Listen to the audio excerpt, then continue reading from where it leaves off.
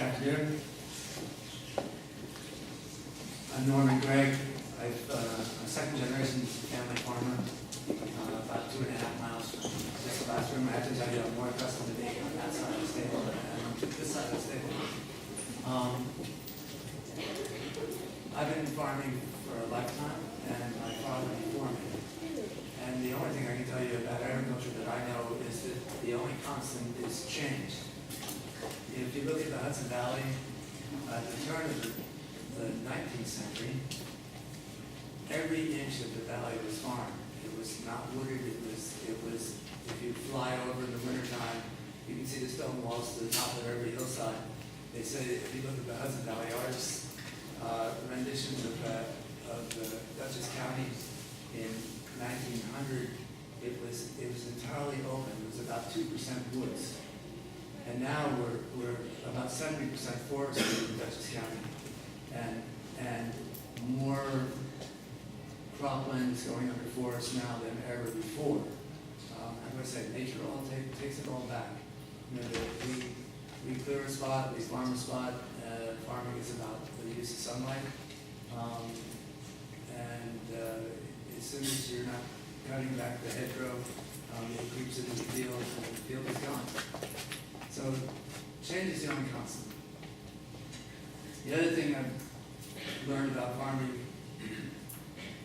in my lifetime is that people who do well in New York want to find a place up here so they can touch the country. And I don't earn a lot of money farming, but I describe it as I get to live in the Garden of Eden, and I get to take care of it a little bit. And my corner office is everything that those people from New York want. Because I wake up in the morning, I get that view of the Catskills and that fresh air, and it's incredible. It's incredible. My father started growing blueberries in 1970, and it takes 8 years from the time you plant blueberries to the time you get much of a crop. And I remember as a kid, one day we were served blueberries for dessert, with just a small bowl full of each, and we were eating our blueberries, and my father said, "Well, I hope you're enjoying your dessert." And we said, "Yeah, you're okay, but you know, what's up, Dad?" And he said, "Well, I'm just sitting here," he said, "I think they cost me about $1,500 a serving to serve these blueberries to you." And it's like that. The thing, I'm incredibly optimistic about agriculture, and also incredibly pessimistic. The scariest thing to me is when I go to the grocery store and I see French-style green beans frozen in an 8-ounce package for 63 cents, ready to eat.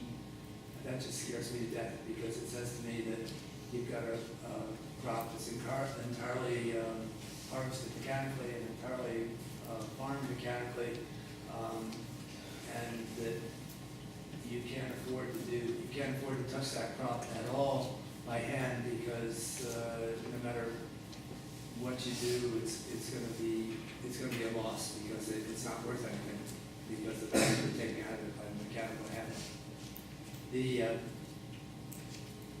There's some international food policies that are also scary. Every government has the same food policy, and the food policy is that they want an abundant supply of inexpensive food. And if you look at either in any nationality, any culture, that there's a food shortage or the price of food spikes, then the people change the government. And so every government has an abundant supply of inexpensive food. So in this country, when the information in our industry is always free, you can learn how to farm, you can learn how to grow any crop. There's experts who will help you, and the government will give you low interest loans. But what you realize is that they want as many farmers in business as possible, so that they don't ever have a food crisis.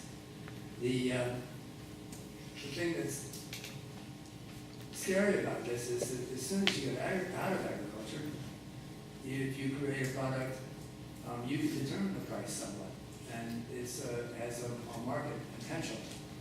But in agriculture, the market price is always The other thing I was taught in college was that when you grow a crop, average yield times average price is always a loss. So unless as a farmer you can maximize your yield and grow it better than anyone else, or you can sell it to a market that pays over the wholesale market, or ideally both, then you start to have a chance to survive. But average yield times average price is always a loss. In Red Hook, I saw farmers go out of business when the economy changed a little. I saw farmers go out of business. First it was the ones who had less education, some that had less experience, and then you see the ones with second generation with good education also having trouble surviving. And it's, our cost of, how do I say, I grow strawberries. I toured strawberries in Mexico, and there they pay per day what we pay per hour for labor. And I asked where the strawberries go, and they said anything that's on the truck by 5 o'clock is in the U.S. by morning. And that's our competition. So all that, this is the pessimistic side. The optimistic side is we've been doing Pick Your Own since 1952. And the opportunity to Pick Your Own is that I can grow the varieties that have flavor rather than what I call the shippers. And people in the supermarkets eat with their eyes. And so they want an apple that's more red, and they want a tomato that's more uniform. They want, and all of that, what happens when you breed in that uniformity, or you breed in the thickness of the skin so it'll ship for 24 hours to get to market, you breed out the flavor. And so I grow only the varieties that taste good in the field. And when as years later, my mother would serve strawberries for dinner for dessert, and I'd say, well, when were these picked? And she said, well, I just picked them this morning. I said, I don't want those. Those are stale. I like them in the field with the sun on them, and they taste different. So Pick Your Own started as a gleaning process after our wholesale market broke. And then by 4 years ago, we were doing Pick Your Own only.